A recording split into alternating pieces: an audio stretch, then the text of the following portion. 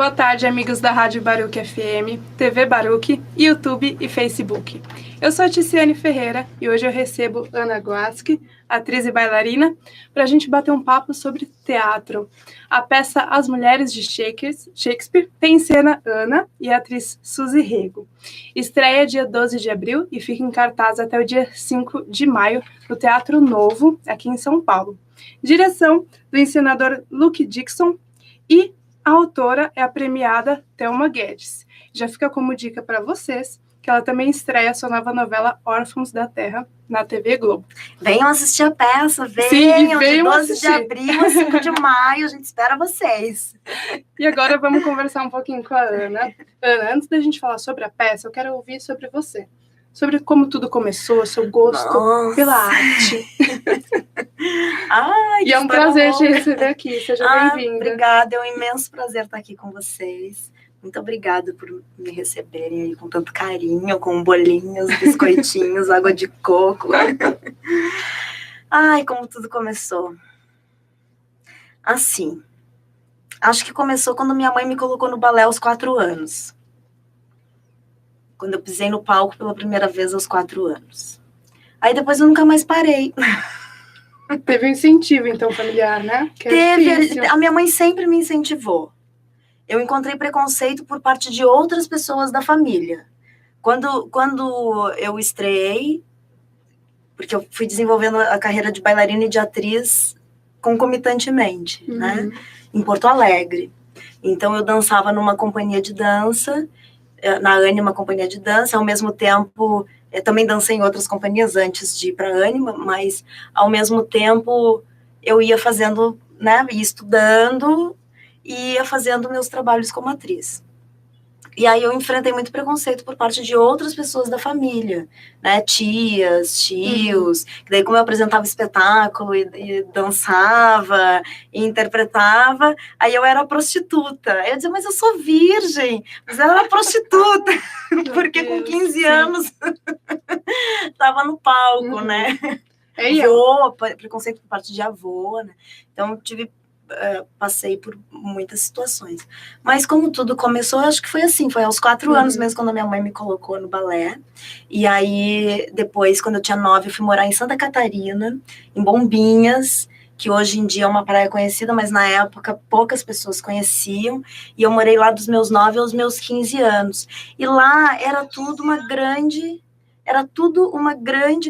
dificuldade, porque... assim, hoje está cheio de construções, mas quando eu fui morar lá, eu era pequena, isso foi 1988, final de 88, tinha, assim, meia dúzia de casinhas de pescador,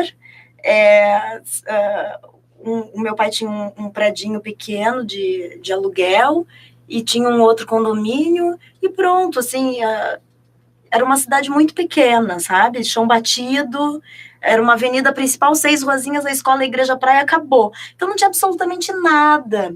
Então, para fazer qualquer aula de balé, eu com 10 anos pegava um ônibus sozinha e ia para uma cidade próxima, Itajaí, Florianópolis, viajava 1h30 de ônibus, 2, sozinha. Ia porque meu pai dizia assim, não, se quer, vai atrás. Aí eu ia, assim, sabe?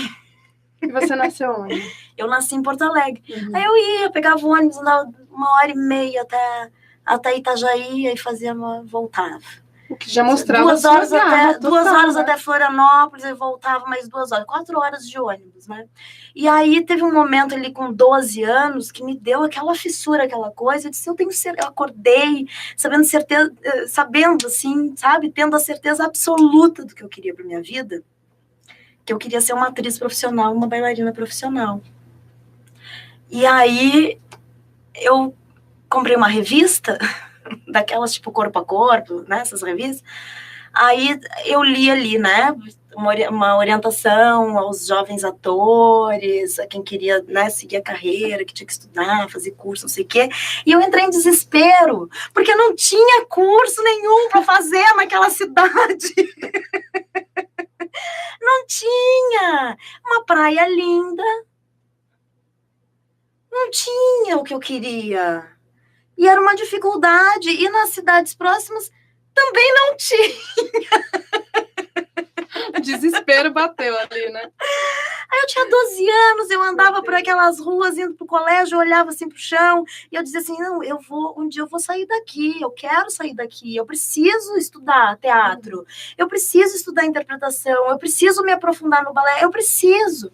Eu tinha 12 anos, mas eu tinha umas ansiedades, umas coisas de, ai, Deus me ajude, parecia impossível, parecia completamente impossível. Aí, quando eu fiz 15, eu convenci os meus pais a me deixarem ir embora. E aí eu fui embora para o Rio de Janeiro. A passagem de ida, R$50, 2 barras de chocolate e um Snoopy dentro da bolsa. Sozinha. Sozinha. Que loucura, né? Como você se... Foi uma loucura. Foi uma loucura. Imagina. Mas deu super certo, né? Não, então, aí eu fui para o Rio de Janeiro. Eu não estava indo para o nada. Uhum. A minha mãe tinha conversado com uma prima do meu avô, que chamava Ede, que ela tinha 72 anos. Ela ia me receber na casa dela. Mas ela não sabia que eu estava indo porque eu queria ficar no Rio de Janeiro para estudar teatro. Ela achou que fosse só um passeio. Olha. Aí, quando eu cheguei lá, fui de ônibus, amassado dentro de um ônibus, sentou um senhor bastante obeso do meu lado. Então, foi a viagem inteira, mais de 24 horas. Cheguei lá, minha perna estava desse tamanho, eu roendo aquela barrinha de chocolate. Não descia do ônibus porque eu tinha medo. Fiquei com medo se eu ia perder, eu ia ficar no meio da estrada. Aí eu cheguei no Rio, quando eu peguei um táxi, porque ela me explicou o que eu tinha que falar pro taxista, para ele não desconfiar que eu não era do Rio, para ele achar que eu sabia, né? Aí interpretei lá pro taxista, ele acreditou. Aí eu cheguei lá na casa da Ede, aí ela abriu a porta, ela disse... Mas é uma menina. Se eu soubesse que era uma menina, eu tinha ido te buscar. Aí o que aconteceu? A família da minha mãe, minhas tias, tios, avô, fizeram muita pressão para que ela é um absurdo, ela é uma menina, ela tá aí, minha mãe chama Jandira. A Jandira é louca de ter largado a filha assim, não sei o quê. Aí fizeram muita pressão para ela não me deixar ficar lá, porque tudo que eu queria era fazer um curso de teatro e estudar balé, pronto. Era isso que eu queria fazer lá. E aí, ali naquela ocasião, eu não consegui, porque teve muita pressão negativa familiar, né? Claro, eles também estavam preocupados, Sim. tinha uma série de questões envolvidas, que eu compreendo perfeitamente. Aí o meu avô falou comigo no telefone, e então eu negociei com ele. Eu disse para ele assim, olha, eu chamava ele de Ju. Não chamava de vô, chamava. Olha, Ju, eu quero ficar aqui, na casa da Ede ou em outro lugar, porque eu quero estudar teatro e balé. Aí ele disse assim, mas tu pode estudar aqui. Aí eu disse, tá, então vamos fazer vamos negociar, vamos fazer um acordo. Você paga para mim todos os cursos de teatro que eu quiser fazer e todas as aulas de balé que eu quiser fazer, porque no Rio, se eu ficasse no Rio, eu também não ia ter como pagar. Você paga tudo, todas as aulas de teatro que eu quiser fazer, todas as aulas de balé, você me leva nas apresentações, em qualquer evento que seja importante para minha carreira? Aí ele disse sim. Eu disse, então tá, então eu vou. Aí ele e a Ede compraram a minha passagem e eu fui para Porto Alegre. Aí cheguei lá, a primeira coisa que eu fiz foi me matricular no balé e no curso de teatro. Depois que eu me matriculei, tinha que terminar o 2º grau, né? Eu estava na metade do 1º ano do 2º grau. Aí fui morar com uma tia minha, que me acolheu com carinho e tal, um casal de tios, tinha uma bebê pequena, uma menina pequena de 2, 3 anos. Aí tá, meu avô pagou meus cursos até os 18 anos. Quando eu fiz 18 anos, ele cortou tudo. Se vira agora. Aí foi se vira. Mas eu já trabalhava, já fazia muita coisa. Mas aí fui fazer aula de teatro. Aí era um curso de uma pessoa que inclusive já faleceu, que chamava Ronald Hadi, que ele tem ele era uma representação forte do teatro em Porto Alegre, faz poucos anos que ele faleceu, e ele era muito dedicado ao teatro infantil, então todas as peças de teatro infantil que se falava na cidade eram, né, produções e direções do rádio. E aí, mas não era ele que estava dando esse curso, era uma professora, Cíntia Castro, uma querida. Aí acontecia no teatro mesmo, no teatro do Ronald Hadi. Aí a Cíntia disse assim, agora vocês escolham um lugar onde vocês queiram deitar no palco. Aí eu escolhi o meio do palco. Agora deitem, fecha os olhos e respira e só percebe o ambiente. Aí eu deitei no meio do palco, assim, eu me vi naquele curso de teatro. E eu não conseguia fechar os olhos. Porque eu só chorava, as lágrimas escorriam. Eu olhava aqueles equipamentos de luz, assim, no ordimento, eu olhava as coxias, eu sentia que eu estava deitada no palco, eu dizia, eu estou deitada no palco, sabe? Porque era uma coisa tão impossível fazer um curso de teatro em Bombinhas, naquela época, e aí eu estava ali, sabe? Fazendo aquele curso, eu chorava, e ela dizia, fecha os olhos, as lágrimas caíam, assim, sabe? Dali, eu só fui, aí eu comecei a trabalhar com uma moça que fazia teatro infantil, aí depois eu já entrei para uma companhia de dança, aí fui dancei muito, danço ainda, que agora eu estou mais dedicada ao teatro, mas essa peça tem um pouco de dança. E hoje mesmo, antes de vir para cá, fui fazer uma aula de balé. E aí comecei a trabalhar. Mas aí uma história muito curiosa que eu fui fazer um curso de interpretação para televisão. Chegou na cidade uma pessoa que era da Globo, pesquisadora de elenco da Globo. Eu disse, eu preciso fazer um curso com essa mulher. Eu já estava quase 16 anos, não lembro se eu já tinha feito 16, preciso fazer um curso com essa mulher. Aí infernizei meus pais, aí meu pai pegou todas as economias que tinha e mandou para mim. Aí, minha tia vai ficar furiosa de ver isso, mas a verdade tem que ser dita, desculpa. Aí fui fazer o curso, final de semana inteiro. Fiz o curso, feliz da vida, e tinha a festa do curso, que era domingo de noite, tinha festa de encerramento do curso. Eu preciso ir nessa festa, pelo amor de Deus. Aí como é que eu vou? Aí não tinha como, não tinha como pegar um táxi, não tinha. Aí eu combinei com um primo que ia me encontrar na festa. Ele me deu cano, furou comigo. Quando eu vi, eu fui na festa, não tinha como voltar, eu fui obrigada a ligar pro meu tio. Fui obrigada a ligar pro meu tio, o marido dessa minha tia com quem eu morava, e dizer, pelo amor de Deus, me busca. Bom, no outro dia de manhã, segunda-feira, eu fui pro meu balé. Quando eu voltei, desculpa, ela vai ficar brava, mas eu tenho que falar, faz parte da minha história. Quando eu voltei, minhas coisas estavam todas guardadas dentro de saco de lixo, da porta para fora. Ai, meu Deus. Menina, eu estava sendo expulsa de casa porque eu tinha feito um curso de interpretação para televisão.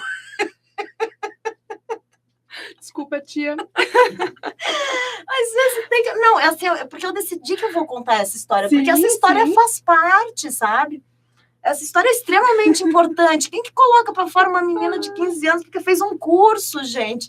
Podia estar na rua, podia estar, sei lá, foi fazer um curso. Tava estudando, né? Então, eu estava estudando pro seu sonho, pro seu projeto de vida, sabe? Eu gosto de contar essa história para que as pessoas possam se inspirar de alguma forma e dizer, poxa, mesmo que eu enfrente essa dificuldade, eu sei o que eu quero. Sim. Mesmo que muitas pessoas falem o contrário, eu sei o que eu quero. O que eu quero não está ferindo ninguém. O que eu quero é o meu sonho, o meu projeto de vida. Qual é o problema? Qual é o problema, entendeu? Isso mostra muito a tua garra, né, Ana? De não desistir perante mil dificuldades que a gente encontra. Exatamente. Né? Eu ali, adolescente, braços cruzados, porta fechada com as minhas coisas dentro de saco de lixo, assim. Porque eu tinha feito um curso para televisão. Quer dizer, Como foi para você isso na época? Porque hoje Não, na época, superação, mas como você encarou isso? Não, na época, eu fiquei assim, tá, e agora? Aí em cima, no mesmo edifício, no andar de cima, morava um outro tio meu, irmão dessa minha tia, que morava com a minha avó, que era doente. E aí eu disse para ele, não, eu vou para tua casa, tu é meu tio, né? E ele não quis me receber na casa dele. Hoje eu dou risada disso. Mas aí, na época, eu fiquei assim, eu não sabia como lidar com essas emoções todas. Mas eu sabia muito forte o que eu queria e o que eu tinha que fazer para minha vida. E eu posso te dizer uma coisa, a arte sempre me direcionou. Sabe? Sempre, sempre, sempre me direcionou. Passei assim, coisas que eu passei da vida, né? Que são da vida, dificuldades, dores da vida, eu consegui superar porque eu tinha um propósito de vida, porque eu tinha um projeto de vida. Entendeu? Então, eu acho o seguinte, eu acho que é uma bênção quando uma criança chega para um pai ou um pré-adolescente e diz para o pai, olha, eu quero estudar música, porque a música pode ser simplesmente a salvação da vida dele, entendeu? Diz para o pai, eu quero estudar piano, eu quero cantar, sabe? Eu quero fazer teatro. Isso pode ser, sabe, a salvação da vida dessa pessoa. Os atletas também, eu quero praticar tal esporte, sabe? Então eu gosto de contar essa história, porque, né, sei lá, que as pessoas pensem que, assim, poxa, não vamos ser ignorantes, sabe? Teu filho, tua filha quer se profissionalizar no vôlei, talvez ele nem se profissionalize, mas talvez esse período todo de dedicação ao vôlei seja a grande diferença na vida dele, sabe? Vai evitar que ele, sei lá, se perca nas drogas, se perca com companhias que vão levar ele para caminhos, né, que não são se autodestrua. Eu acho que quando uma pessoa tem um talento, e isso aparece na pessoa, porque aparece desde, né, aparece na infância, aparece na adolescência, eu acho que isso precisa ser incentivado, precisa ser reconhecido, precisa ser incentivado, precisa ser potencializado, porque um talento, quando ele não é utilizado, ele se volta contra a pessoa, ele destrói a pessoa, ele se torna destrutivo, né? Então, quanto mais os talentos forem reconhecidos e mais forem incentivados e a pessoa puder, né, desenvolver aquele seu dom, pode estar certo que menos ela vai se autodestruir na vida, assim, sabe? Porque o talento é uma coisa que é muito forte, a gente não pode negar, né? Então, eu sempre tive dentro de mim, assim, no meu eu interior, muito forte, que a arte era a minha forma de respirar e de estar viva nesse mundo, né? Se não fosse a arte, às vezes né, porque a gente passa por muitos momentos de conflito, né? Momentos de conflito que eu tentei, de alguma forma, negar, né? Negar a arte, se voltou contra mim, foi destrutivo, e logo eu já entendi, já retomei, né, retomei o rumo. Então eu gosto de contar isso, assim,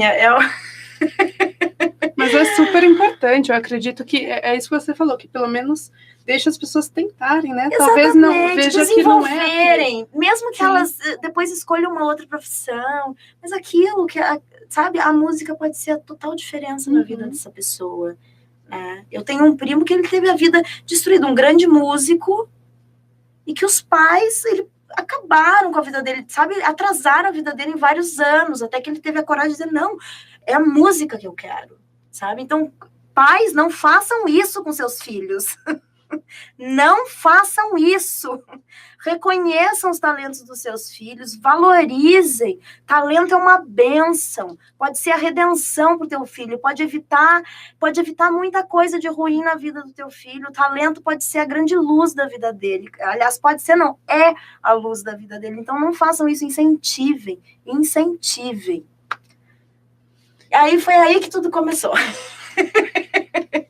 E essa consciência que você tem hoje, por tudo que você contou, você já tinha essa consciência quando jovem também, né? De continuar tentando e não vou desistir perante as dificuldades. Você agradece isso à sua mãe, que te incentivou? Você acredita que se ela não tivesse te colocado no curso, por exemplo, talvez fosse diferente a forma que você ia reagir, assim? Eu acho assim. eu acho que o balé, desde criança, fez uma grande diferença, porque o balé ensina muitas coisas. Disciplina, perseverança, persistência, né? Ensina a não se acomodar na dificuldade, sim tentar vencê-la, né? Então isso eu acho que foi muito importante, e eu acho que foi muito importante para mim na minha história de vida, embora tenha sido muito difícil, foi sem dúvida nenhuma o período mais difícil da minha vida, que foi esse período que eu vivi em Bombinhas, dos 9 aos 15 anos, que foi o período de convívio com o meu pai, que era uma pessoa muito complexa, com muitas peculiaridades. Então eu acho que esse período de convívio com ele e esse não sucumbir ao período que eu vivi em Bombinhas, eu acho que foi uma coisa que direcionou muito a minha trajetória, né? Conseguir superar as dificuldades que a vida, o período que eu vivi em Bombinhas me impôs, né? Adoro Bombinhas, viu, gente? Tenho amigos maravilhosos, pessoas que eu adoro desde a minha infância, adoro. Foi uma questão ali de convívio familiar. Que foi realmente, era realmente um grande desafio para mim, criança, né? Mas aí isso seria uma outra história. Uma atriz mesmo, quem te influenciou, assim, suas inspirações? Você sempre gostava de ler, porque a atriz é necessário, né, enfim. Mas quando você chegou nessa parte também de pensar que queria estar do outro lado, assim, de escrever uma história? Então, voltando a Bombinhas... Onde tudo começou. Voltando a Bombinhas, não tinha nada para fazer lá. Chegava o inverno, era o colégio, né, a escola, que o meu horário de escola era todo fora do padrão normal, das 11 da manhã às 2 da tarde. Das 5 da tarde às 9h30 da noite, porque não tinha sala o suficiente na escola. Inclusive, uma das salas, meu pai que tinha comprado material de construção, sabe? Tinha ajudado na compra do material de construção. Aí, o que acontecia? Eu pegava um ônibus, eu ia para Porto Belo, porque na época Bombinhas era município de Porto Belo. Eu pegava um ônibus, eu ia para Porto Belo, meia hora, 40 minutos de ônibus. Aí, eu ia na biblioteca de Porto Belo. Aí... toda semana eu tirava um livro diferente na biblioteca. Eu tinha como meta ler um livro por semana, que era o que me fazia... A distração que você tinha também, né? Era a distração que eu tinha. Então eu li a biblioteca inteira. Que ótimo, né? Uma ótima distração. Li a biblioteca inteira de Porto Belo. Mas antes disso, antes de viver em Bombinhas, eu aprendi a ler em casa, com 4 anos. Minha mãe que me ensinou. Porque eu queria ter independência para ler os livrinhos que ela lia para mim. Sempre tinha que esperar ela conseguir um horário para poder ler o livro para mim. Você já queria ter autonomia? Eu queria poder pegar o livro e ler, entendeu? Então eu ia perguntar, ela lia as histórias muitas vezes para mim. Né? E às vezes eu queria que relesse, e eu queria que relesse de novo, sabe? E aí ela lia muitas vezes, então eu decorei aquelas histórias. E aí, a partir do momento que eu decorei cada frase que ela lia, eu pedia para ela me ensinar as letras, né? O som de cada letra, como que juntava. Então eu fui fazendo isso. Então aí eu acabei aprendendo a ler em casa, com 4 anos. Claro, depois tive a alfabetização, né? Na escolinha, que foi maravilhosa.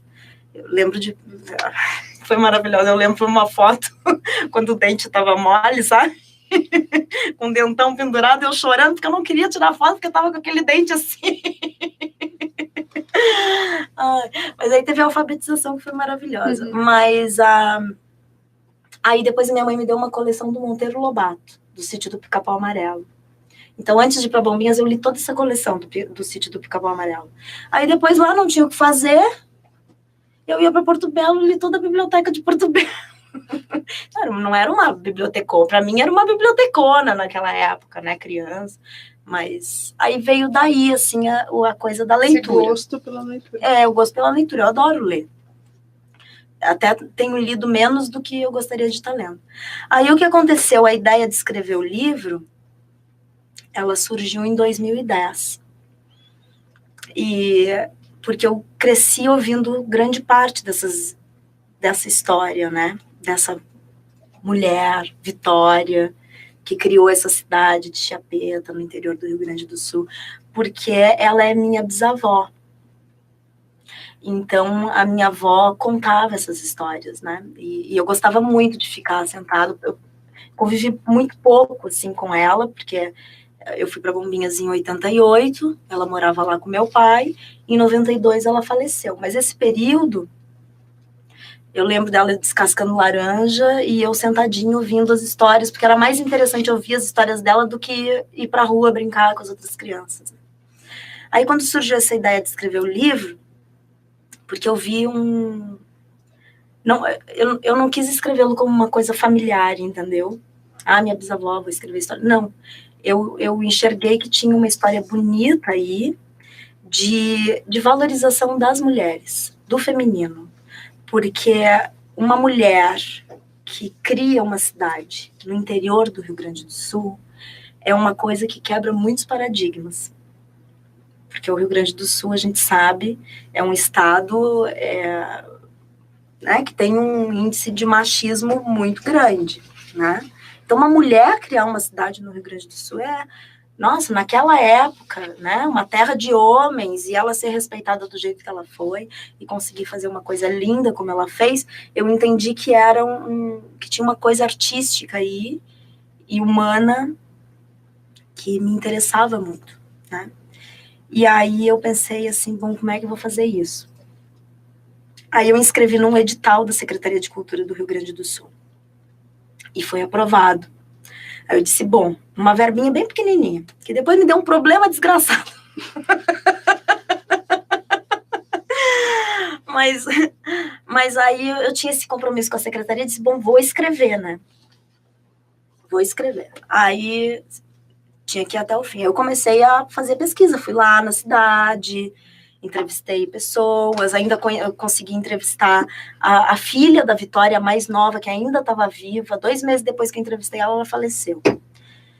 Aí um historiador local me ajudou, onde que eu poderia, né, que materiais históricos que eu poderia buscar na região, me passou Elton Brzezinski, ele foi extremamente importante para a escrita do meu livro, né, porque ele me norteou, assim, coisas históricas, me passou, inclusive, documentos, né, testamento da Vitória, sabe, documentos, assim, testamento do Carlos, que é o meu bisavô, marido da Vitória. E aí eu comecei a escrever esse livro, e eu levei 2 anos escrevendo e pesquisando, e foi uma pesquisa imensa. Menina, fiquei até com cabelo branco aqui em cima.